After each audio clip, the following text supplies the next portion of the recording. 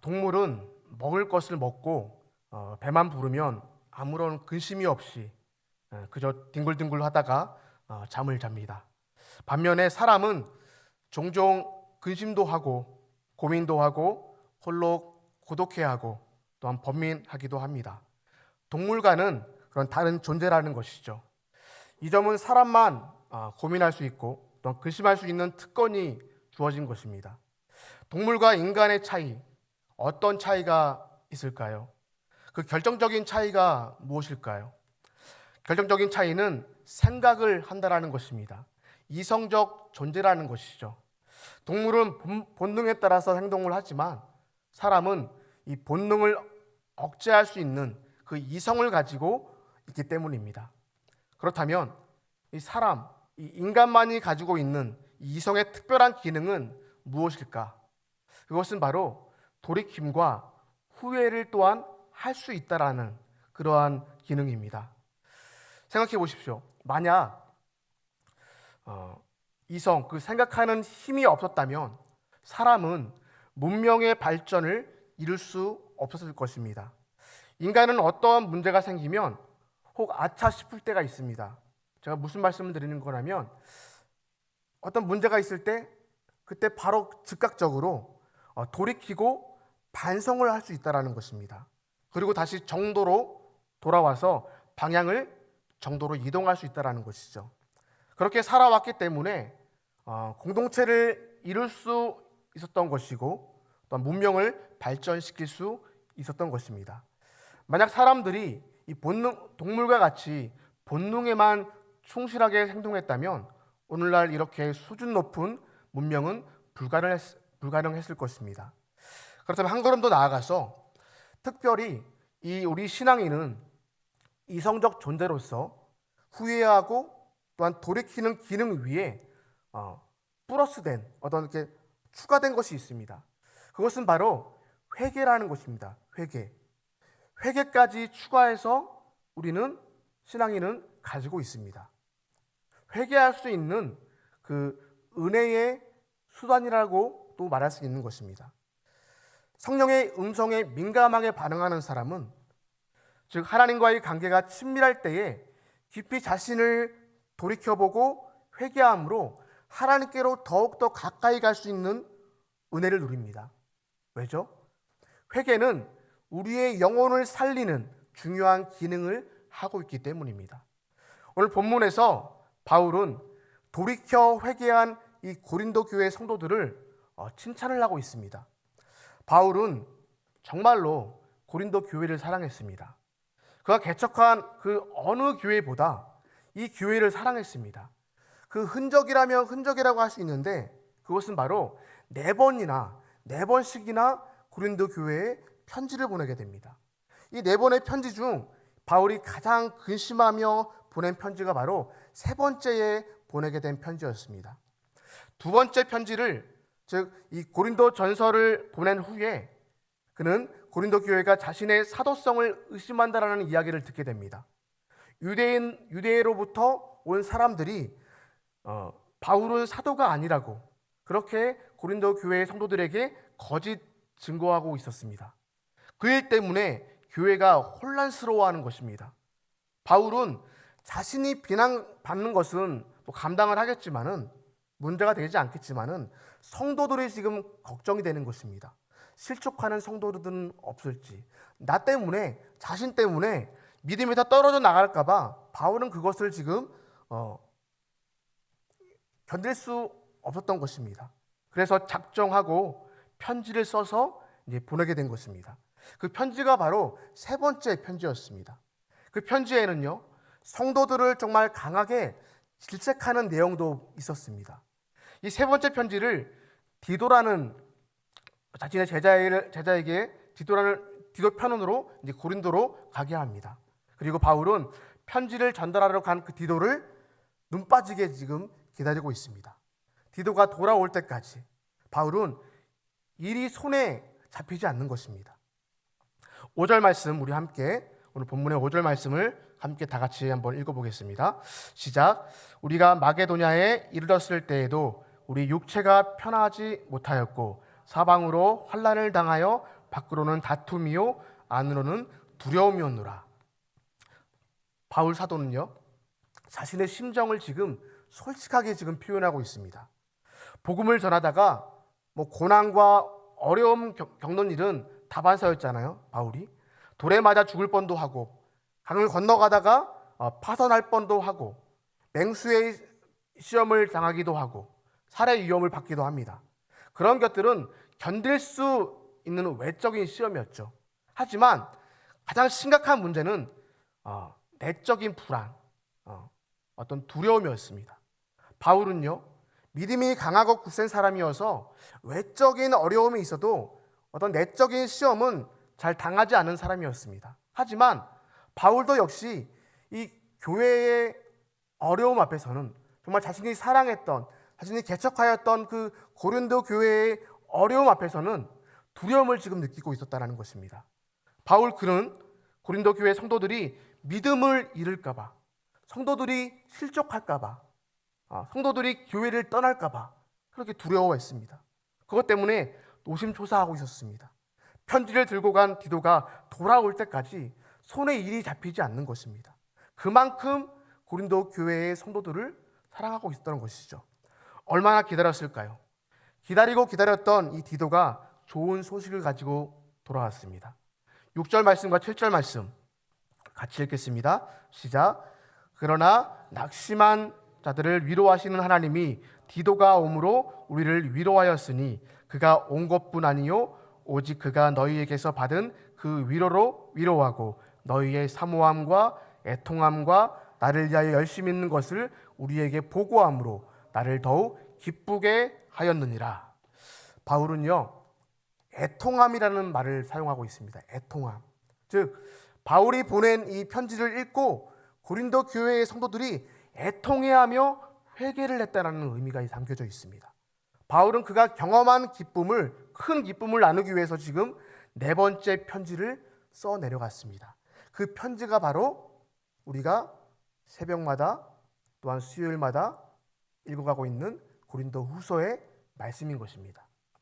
바울은 자신이 보낸 이 편지로 인하여서 잠깐 이 고린도 교회의 성도들을 근심하게 했으나 궁극적으로는 너희를 구원으로 인도하게 하는 놀라운 축복이 되었다고 그렇게 지금 말하고 있는 거예요. 8절 말씀과 9절 말씀 함께 읽겠습니다. 시작. 그러므로 내가 편지로 너희를 근심하게 한 것을 후회하였으나 지금은 후회하지 아니함은 그 편지가 너희로 잠시만 근심하게 한 줄을 알미라. 내가 지금 기뻐함은 너희로 근심하게 한 까닭이 아니요 도리어 너희가 근심함으로 회개함에 이른 까닭이라. 너희가 하나님의 뜻대로 근심하게 된 것은 우리에게서 아무 해도 받지 않게 하려 함이라. 하나님의 뜻대로 근심하는 것은 해가 없다라고 지금 얘기하고 있는 거죠. 바울이 보낸 편지가 고린도 교회 성도들에게 잠시 근심하게는 했지만 결국 그들을 하나님께로 돌이키게 하고 또 하나님 앞에서 바른 믿음을 회복할 수 있어서 지금 바울은 정말 기뻤다라는 것을 지금 말씀하고 있는 거죠. 오늘 바울이 말한 이 표현 중에 정말 중요한 말씀이 나옵니다. 하나님의 뜻대로 하는 근심. 근심인데 하나님의 뜻대로 하는 근심도 있다라는 거예요. 지금 바울은 한 번 더 이 표현을 사용하죠. 10절 말씀 보십시오. 말씀 함께 읽겠습니다. 10절 시작. 하나님의 뜻대로 하는 근심은 후회할 것이 없는 구원에 이르게 하는 회개를 이루는 것이요 세상 근심은 사망을 이루는 것이니라. 하나님의 뜻대로 하는 근심은 회개하게 하는 근심이다. 세상 근심은 사망에 이르게 하는 것이다. 정말 선명하게 지금 말씀하고 있지 않습니까? 사도 바울은 자신이 쓴 그 편지를 읽고 있는 이 고린도 교회의 이 성도들이 깊이 근심하고 있었음을 그는 알고 있었죠. 하지만 그렇지만 근심의 결과가 어떤 근심이었냐에 따라서 그 결과는 달랐다라는 거죠. 근심의 결과,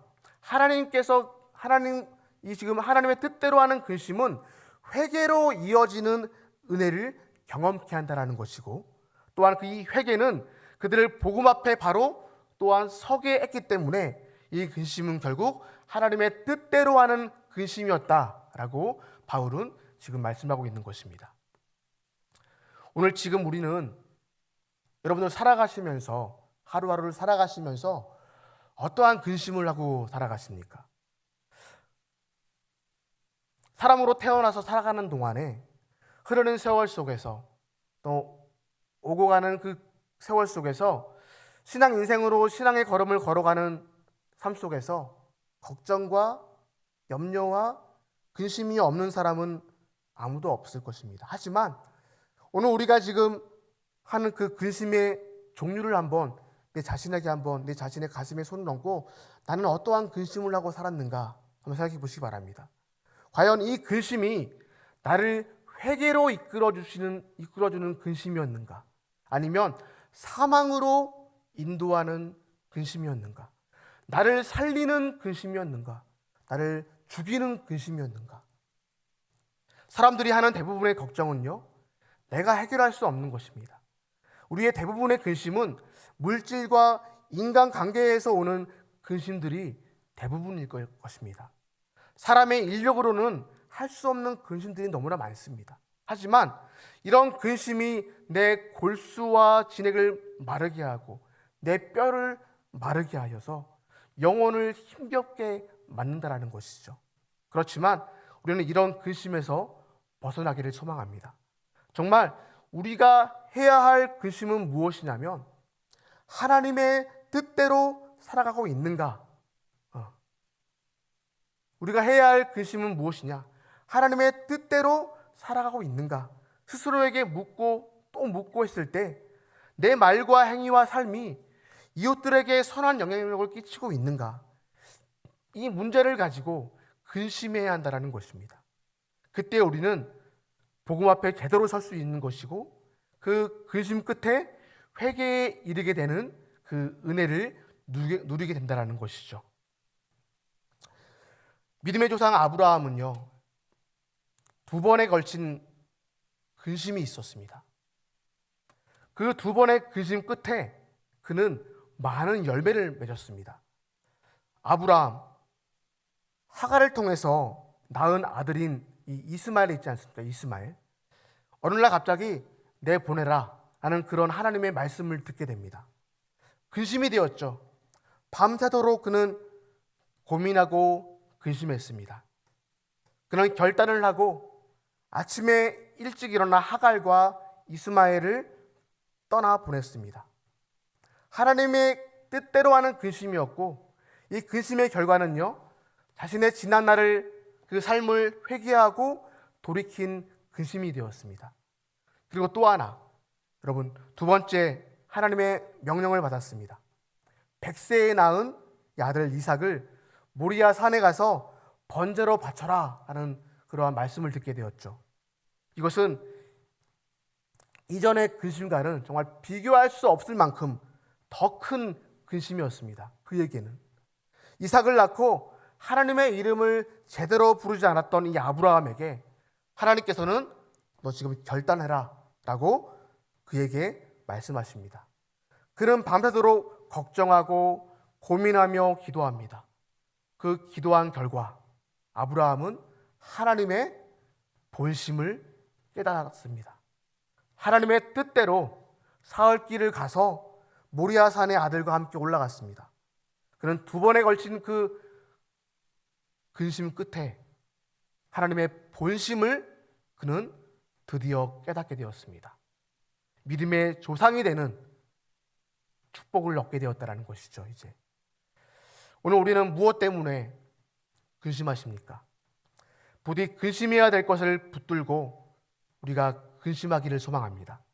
그러면 하나님께서 우리에게 큰 열매로 선물을 주실 것입니다. 오늘의 말씀을 한번 정리해 보면서 마무리하도록 하겠습니다. 참빛 공동체로 모인 성도 여러분, 세상 근심과 걱정을 단호하게 떨쳐버리는 그 은혜가 우리 모두에게 있기를 소망합니다. 세상의 근심은 사망을 이루는 것이라고 성경은 경고하고 있습니다. 백해무익한 근심일 것입니다. 우리의 생각과 우리의 마음을 마르게 하고 우리의 뼈를 마르게 합니다. 하지만 하나님의 뜻대로 하는 근심, 그 근심에 하나님의 뜻대로 하는 그 근심의 신앙 여정을 걸어가는 성도에게는 믿음으로 받아 누리는 그러한 신앙 내용이 분명히 있다라는 것입니다. 그분께서 하나님께서는 우리를 먹여주시고 입혀주시고 인도해주시는 전능하신 하나님이십니다. 뿐만 아니라 하나님께서는 공중의 새와 들에 피는 백합화도 먹이시고 입히시는 분이시죠. 하물며 당신의 자녀들을 먹이시고 입히시지 않겠느냐라는 것입니다. 하나님께서는 부유하신 분이십니다. 그렇기 때문에 하나님의 자녀들에게는 소망이 있는 것입니다. 우리에게는 바라볼 수 있는 분이 있고 기도할 수 있는 분이 있습니다. 그렇기 때문에 우리에게는 소망이 있는 존재라는 것을 믿으시기 바랍니다. 주의 뜻대로 하는 근심은 해가 없다. 여러분 꼭 기억하시기 바랍니다. 우리에게 도전합니다. 우리 안에서 성령님께서는 우리 안에서 지금 이렇게 외치고 계십니다. 사망을 이루는 근심은 이제 그만해라. 그렇게 지금 우리에게 원하시고 계십니다. 다만 하나님의 자녀들이 근심해야 될 것이 있다. 이것은 하나님의 뜻대로 하는 근심이다. 여러분, 하나님께서 지금 우리에게 원하시는 것입니다. 하나님의 뜻대로 하는 근심, 우리 한번 해보시기 바랍니다. 하나님의 뜻대로 근심해도 됩니다. 주님의 말씀이 우리의 양심에 정상적으로 작동할 수 있도록 마음의 자리와 방향을 온전히 그 시선을 하나님께로 향하도록 살아내는 남은 한 주간 되시기를 주의 이름으로 소망합니다. 하나님의 뜻대로, 하나님의 그 말씀대로 그 말씀을 부여잡고 우리를 근심하게 하시는 것이라면 감당해내는 그 힘과 능력을 주님께서는 우리에게도 허락해 주실 것입니다.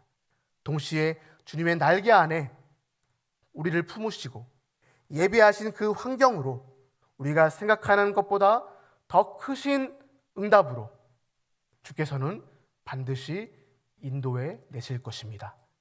함께 찬양하겠습니다.